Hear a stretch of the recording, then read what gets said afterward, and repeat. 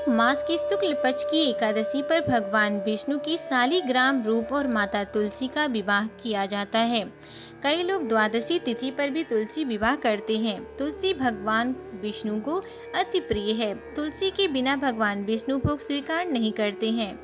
तुलसी पूर्व जन्म में एक लड़की थी जिसका नाम वृंदा था, जिसका जन्म राक्षस कुल में हुआ था। वही तुलसी पौधा यानी कि पूर्व जन्मी एक लड़की थी जिसका नाम वृंदा था।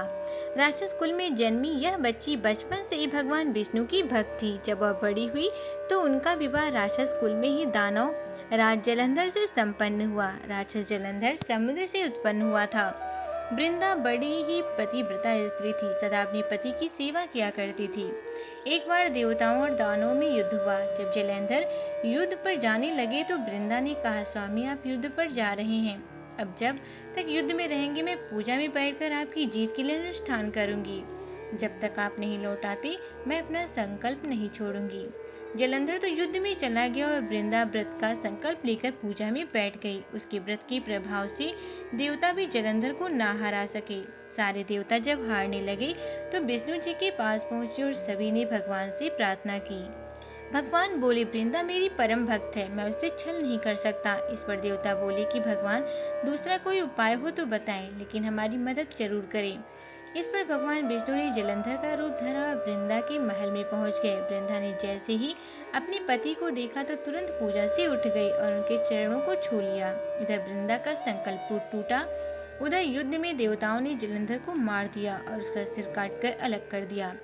जलंधर का कटा हुआ सिर जब महल में आ गिरा तो वृंदा ने आश्चर्य से भगवान की ओर देखा, जिन्होंने जलंधर का रूप धर रखा था।